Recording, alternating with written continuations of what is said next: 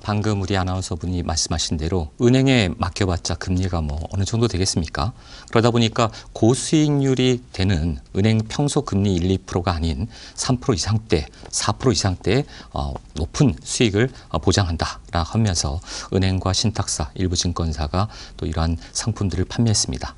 문제는 자, 고위험이 따르는 이러한 수익률을 앞에 내세워서 이거를 들었던 투자를 했던 분들의 그 수익률이 실제 이들이 얘기했던 뭐 4.2%라든가 이런 그런 어떤 금리를 보장하기보다는 오히려 본인이 투자한 돈을 몽땅 날리는 위험에 처해 있다는 것이죠. 근데 그게 이제 현실이 되면서 지금 여러 가지 고발 사태도 벌어지고 있고 왜 그런지 한 가지씩 말씀드리도록 하겠습니다. 예전에는 주식에 투자했을 때 깡통 계좌라는 얘기를 했는데 요즘에는 부동산에서는 깡통 아파트 얘기가 나오고 또 은행에서는 지금 깡통 계좌 얘기도 나오고 있습니다. 참 심각한 얘기죠. 바로 지금 뉴스에 요새 계속 도배가 되고 있습니다만 DLS 피해자들 소심한 사람에게 딱이라는 상품들이 투자를 해봤더니 2억이 몽땅 날아갔다. 이 2억이라는 것은 평균 투자금이 2억이기 때문에 2억을 얘기한 겁니다. 지금 DS 대란이 일어났다고 할 정도고 원금을 몽땅 날리게 생긴 사람들이 지금 은행 지점을 찾아가고 곳곳에서 항의를 하고 있습니다만 지점 찾아가서 될 일이 아닌 거죠. 그러다 보니까 이들에 대해서 어디입니까? 결국은 금융정의연대라든가 키코 공대위에서 검찰에 고발하는 사태까지 벌어졌습니다. 굉장히 실로 심각한 상황이라 아니할 수 없습니다. 금액이 일단 작지도 않고요. 이 투자자들이 모두 다 개인 투자자였다는 게 심각한 거고요. 도대체 이 DLS가 뭔데 자꾸 DLS라고 얘기하느냐? 파생 결합 상품입니다. S가 이제 스큐리티 증권이고 DLF라는 펀드 상품도 있습니다. 둘 다 마찬가지고요. 증권사에서 발행하는 기초자산의 변동에 의해서 수익이 결정되는 건데 이 기초자산이라는 것은 주식 혹은 주가 지수, 금리, 통화 이런 것과 연결시키는 겁니다. 말하자면 금리가 올라갈 거냐 내려갈 거냐 여기에 따라서 은행이 판단하고 올라갈 것이다. 그럼 얼마가 올라갈 것이냐 그 수준에 의해서 기준에 의해서 수익률을 정하는 것이죠. 그랬는데 이게 지금 요번에 이제 DLS 판매된 것은 독일 국채였어요. 독일 국채 10년물 금리였는데 이것이 2009년 1월 달 1월 9일 일자에서부터 지금까지 계속해서 마이너스 0.717275까지도 떨어지는 그런 일이 발생되고 있습니다. 사실 독일이라 하면 유럽에서 굉장히 안정된 나라고요. 뭐 여러 가지 그 얘기만 할 때 사실 이 판매했던 분들이 내부적으로 어느 정도 어떻게 보면은 그 데이터라든가 여러 가지 것들을 판단하고 상품 판매를 했을 텐데 이게 지금 내부 자료들입니다. 거기 보면 독일 금리 DFF는 일단 은행이나 증권사에서는 선취 1%입니다. 바로 이 부분이 또 문제가 됐죠. 고객들은 원금이 다 날아가서 지금 깡통 계좌로 0원인데 은행이나 지금 증권사에서는 선취 1%를 미리 취하는 거죠. 그러니까 은행이나 증권사는 하나의 손실이 일어날 일이 없었던 거죠. 그리고 고객 수익률은 4.2%다. 만기 6개월이다. 이 부분이 또 문제가 되고 있습니다. 대부분의 DLS라든가 DLF라든가 이런 유사한 상품들은 만기가 3개월이나 6개월 됐을 때 혹은 1년 됐을 때 연장이 되는 그런 구조의 상품들이거든요. 근데 이 상품은 1회로 평가 끝나는 겁니다. 연장할 수도 없는 거고요. 6회 끝나서 9월 13일 아마 제가 알고 있는데 만기가 도래했을 때 수익률이 말 그대로 그러니까 95% 이상 되고 이러면 그냥 말 그대로 2억 원이 0원이 되는 겁니다. 빵원이 되는 겁니다. 얼마나 기가 막힌 일입니까? 그런 쪽에 좀 상품 설계가 돼 있었다는 거. 이 부분이 굉장히 위험이 굉장히 높았다는 거고요. 이로 인해서 지금 뭐 예전에 자료를 보면은 만기 상환 100%고 원금 손실 0%다까지 하면서 내부적으로 이 자료를 통해서 계속해서 고객들을 모으고 또 투자를 권유하고 했던 것입니다. 결국 이걸 가장 많이 팔았던 곳은 어디입니까? 바로 은행과 증권사인데 그것도 대한민국 대표은행들이 할 수 있죠. 하나은행, 우리은행, 국민은행. 국민은행은 재미난 게 금리가 올라갈 것이다도 팔고 내려갈 것이다. 양쪽을 판매했던 곳입니다. 그러나 이 투자 금액이 무려 얼마요? 8,224억 원. 가입자가 모두 95%가 개인 가입자라는 거. 심각한 거죠. 법인은 5%도 안 됩니다. 그렇다면 이 개인 가입자들이 어떻게 했습니까? 사실은 이 그림 하나로 모두가 다 지금 표현되는데요. 일러스트레이션 작가가 너무나 정말 와닿게 정말 가슴에 와닿게 그렸습니다. 기관이 지금 한 개인을 거꾸로 매달고 다 털고 있죠.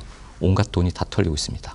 가입자 95% 중에 또 특이한 일은 65세 이상의 가입자가 40% 가까이 됩니다. 결국 은퇴자라든가 정말 어렵게 평생 동안 정말 모은 돈을 가장 안전하다고 생각하는 그것도 대형 은행사에, 증권사에 맡겼더니 결국은 2억 원이 어떻게 됐죠? 0원이 되는, 말 그대로 깡통 계좌가 되는 이런 현실이 발생됐다는 것이죠. 사실 손실률이 지금 95.1%라고 나오고 있습니다만은, CMS라든가 이쪽에 그 CMS 또 상품은 또 이 역시 지금 또 60% 가까이 커지고 있습니다. 말 그대로 손실이 이만저만이 아닌 거죠. 주식할 때 반토막 나도 사람들이 막 울분을 참지 못하는데, 이거는 반의 반토막에 정말 원금이 모두 다 사라져가는, 힘겹게 평생을 모았던 사람들의 자산이 순식간에 단 6개월 만에 날아가는 현실이, 상황이 발생되고 있었던 것입니다. 여러 가지 불안전 판매니 뭐니 해서 지금 검찰에 고발을 했습니다만, 원칙적으로 그 약관에는 그 손실은 개인 책임이라고 규정이 돼 있기 때문에 상당히 좀 논란이 될 수 있을 것 같습니다.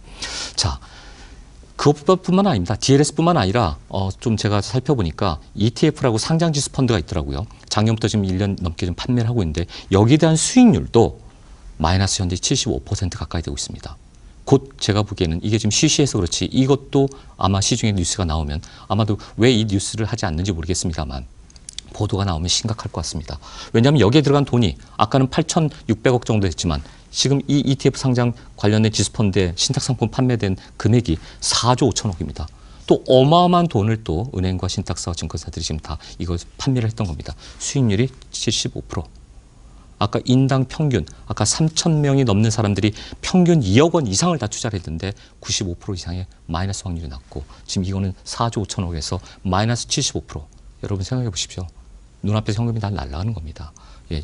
요거 관련된 부분이 아마 뉴스에 나오기 시작하면 더 시끄러울 것 같아서 아마 일부러 이 뉴스가 지금 안 나가고 있는 것 같습니다. 그만큼 은행과 증권사를 믿고 투자했던 많은 분들의 수익률이 어마어마하게 떨어지고 있자 사람들이 어떻게 하죠? 실무 투자, 금이나 은에 투자하고 있습니다. 은 투자에 이렇게 얼마나 열풍을 몰고 있냐면 1년 만에 우리나라 지금 18배가 올라갔어요. 마치 최근에 뉴스에 나온 대로 트럭을 몰고 와서 8억 원치의 은을 사가는 일들이 지금 벌어지고 있고요. 근데 은값은 어떻습니까? 국제 시세보다 우리나라 금값이 10%나 비쌉니다. 아니, 다른 나라보다 10%가 비싼 은을 꼭 사야 될 걸까요? 왜 이렇게 사람들이 이런 곳에 투자를 하겠습니까?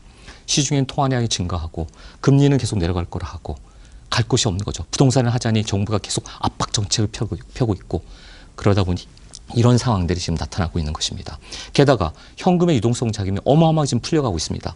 2013년 이건 국토부 자료에 의한 건데 토지 보상금에 관련된 겁니다. 나머지 금액들은 또 여기 들어가 있지 않기 때문에 더 큰 돈들이 지금 쏟아져 나가고 있는 거죠. 시중에는 지금 이렇게 63조 이상의 돈이 풀리고 있고, 최근에 인천시의 농물 사태로 32조 원을 또 1, 2년 내에 다 쓰겠다고 한다면 2, 3년 내에는 말 그대로 100조 원이 넘는, 또 100조 원 플러스 과거에 풀었던 돈들까지 합치면 수백조 원의 돈들이 지금 갈 곳이 없는 겁니다. 그러다 보니까 증권사나 은행사나 안전사를 찾아서 금, 은, 달러, 해외 부동산 이런 곳에 곧 다 투자를 하고 있다는 거죠.